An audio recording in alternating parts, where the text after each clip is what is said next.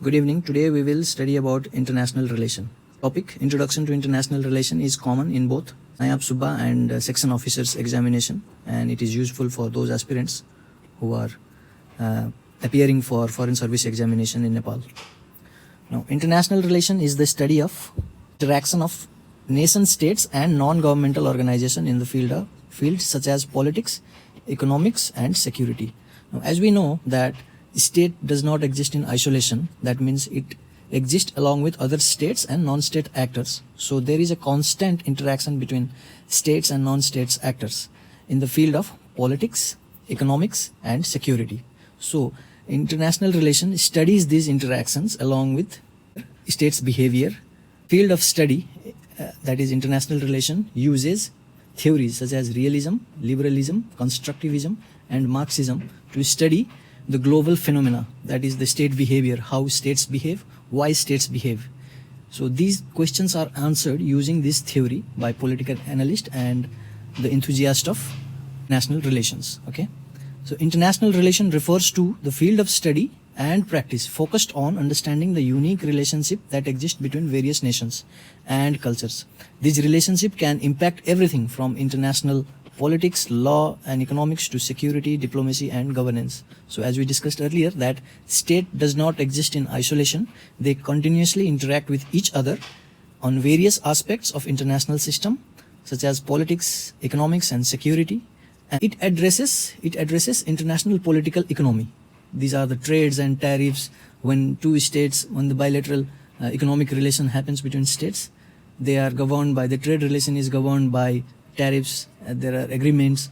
The international political economy covers those areas. Okay, and global governance. The United Nations is one of the organization that deals or that works on global governance. The intercultural relations are there. Various cultural groupings are there. Even states have their cultural ties.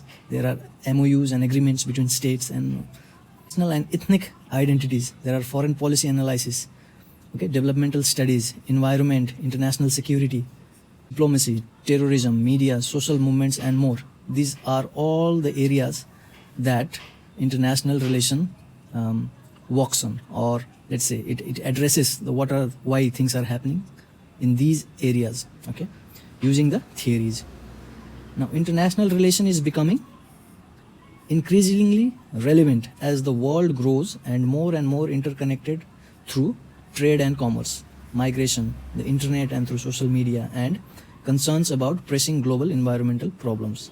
It is becoming more and more relevant because the interaction is not only limited to state relations. There are other non-state entities that has come into considerations, such as there are issues like climate change. Okay, the speed and the innovation in terms of technological advancement, it has rapidly changed the dynamics of how states are interacting and with what speed and impact they are interacting. International relation, often referred to as international affairs, has a broad purpose in contemporary society. Why? Because of it has become increasingly relevant. That's why it has a broader purpose, and it seeks to understand that the origins of war and the maintenance of peace. Now, during this intense interaction, there is a possibility of war because every nation tries to fulfill their national interest. There might be a situation where there is a chance of conflict rather than cooperation. Maintenance of peace, both war and maintenance of peace. International relation helps us to understand why there is war and why there is a necessity of peace, or how to avoid war in order to maintain peace. Those are the things international relation helps us to understand. And the nature and exercise of power within the global system. So what is the type of the global system? Is the power within the global system is skewed towards one grouping, or is it equally distributed within the whole overall global system? Those things international relations studies. And the changing character of state and non-state actors who participate in the international decision making. The study and practice of international relation in today's world is valuable for many reasons. Why it is valuable? Because international relation promotes successful trade policies between nations. International relation encourages travel related to business, tourism and immigration, providing people with opportunities to enhance their life. International relation allows nations to cooperate with one another, pool resource and share information as a way to face global issues that go beyond any particular country or region. Contemporary global issues include pandemics, terrorism and the environment. International relation advances human culture through cultural exchange, diplomacy and policy development. These are the scopes of IR. Now where it is applicable. Okay, the practice of international relation is valuable in wide array of settings. In humanitarian organizations such as Action Against Hunger, Oxfam International, World Food Program. These are the entities that use international relation findings and the knowledge from international relation to deal with major global issues. Okay, there are government agencies, the Department of State in US or MOFA in Nepal or Ministry of External Affairs in some other countries. They use the knowledge from this field to interact with or to formulate policies and promote their national interest. Okay, Department of Homeland Security or Home Affairs. There are Department of Commerce which looks after economic activities. Okay, in international cooperations also, international relations study can be applied, such General Electrics, BP, Exxon Mobiles, Toyota. These are the major MNCs, also such as other are Google, Facebook, Twitter. Now you can see evidently that how these three tech giants are finding a place in the international system itself. Their role in defining the key issues or addressing key issues in global system has increased tremendously. Okay. The media outlets such as BBC, Washington Post, New York Times, Forbes, Wall Street Journals. Now with rise of China, there are Chinese CGTN, that is China Global Television Network. With Qatar there is Al Jazeera,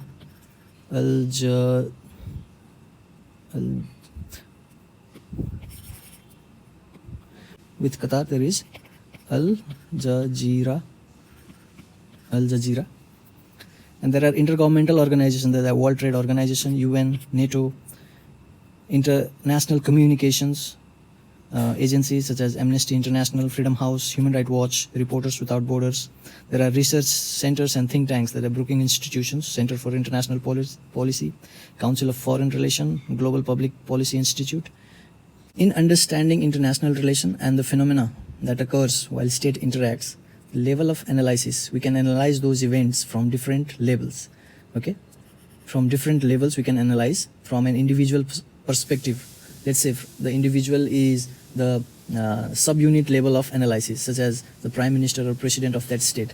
The decision taken by him or her would depends upon his leadership style, his psychological factor. Okay, the understanding of the situation. Let's say COVID-19 pandemic. Okay, this is during this COVID-19 pandemic, states are interacting with each other.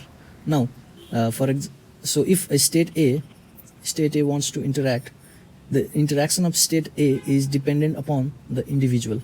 In that case would be the PM or president. Now his actions would depend upon the psychology, understanding of the situation or the health crisis. Okay, or based on that, the state's interaction will also depend upon the ideology of the state. That is, what is the government's ideology. The Trump's time during the COVID-19 period, he preferred not to help other countries and just protect his citizens. There were various news that he wanted to keep all the resources which can be used in COVID-19 to himself and to America. So that is the ideology of the state. Okay, America first, or make America great again. In the systemic level of analysis, it would be the international health system. In this case, that would be the WHO. And even this can be analyzed from various perspectives, such as who is leading WHO, which is the country that is having its say in the WHO as well. Okay, and those are dependent upon the contribution that the country makes to the WHO. From different level, the decision of the states or how the state interacts can be learned, or it can be perceived from different level. You can see the decision of individual or the decision of state, the domestic and national level, and the systemic level. Okay. Now, as the state interacts, the state's interaction, as it intensifies, there is a cross-border interaction and interdependence between the countries. And this has brought major changes in the international system and globalization, and that results in the globalization. Because as globalization has been a major topic in the international relation for the past few decades, almost all aspects of modern day society have been influenced by it in some way or other. Why? Because states interacts, and they interact in various dimensions. The politics is there, economics is there, security is there. So globalization utilizes, the process of globalization utilizes or is, has a major impact in all those dimensions. Okay, the globalization has been a major topic in the study of international relation for the past few decades. Okay, almost all aspects of the modern day society has been influenced by it in some way or the other. Moreover, globalization can be understood as an intensification of cross-border interaction and interdependence between countries has been brought to the major changes in the international system. The globalization has changed the international system quite significantly insofar as it made state far more interdependent and interconnected. It has made states far more interdependent. States are interdependent and interconnected, and the degree of their interdependentness and interconnectedness has increased tremendously because of the process of globalization. The world is not a place of many different and separate countries anymore because of globalization. Facebook has more than 1 billion users. Facebook has more than 1 billion users. Now, what can you make out of it? And these billion users are not from a single country. The users are from different countries. This is the technological advancement. This is also one of the major elements of globalization, has created a separate non-state entity, and that can have interactions, that can have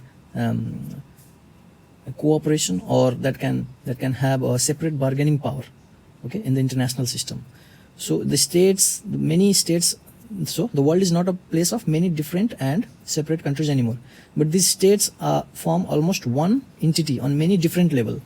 Problems do not arise isolated anymore. Okay, problems are not isolated anymore. Let's see this COVID pandemic. This is not an isolated problem. In 2002, 2003, when SARS was only restricted to few countries or in the Chinese geographical areas, because globalization at that point was not to its highest point like it is today. Okay, so those problems were isolated to particular region. But COVID-19, because of the decrease in the airfare and the increase in travel, tourism travel, okay, the COVID-19 has spread very quickly, and it is no more an isolated issue. So since the problem are not isolated, the solution for these now also have to be found in a collective action rather than individual responses. Because of that, WHO and other organizations are working together, and all states are working together to fight this, let's say, a common issue, because there has to be a collective action rather than individual response to collective problem. This has been one of the, let's say, a demerit of globalization, because if there is a problem, then it will spread quickly. The government, intergovernmental organization, private sector bodies, and global financial institutions, these are the product of globalization, have taken the leading role in trying to solve these global problems and in creating a global market and economy. And by doing so, they have simultaneously brought states closer together and thus made them more dependent on each other. So this is the effect of globalization on international relation. So hope you like this video. Please share your thoughts in the comment section, and please do subscribe our channel for more videos like this. Thank you. Stay safe.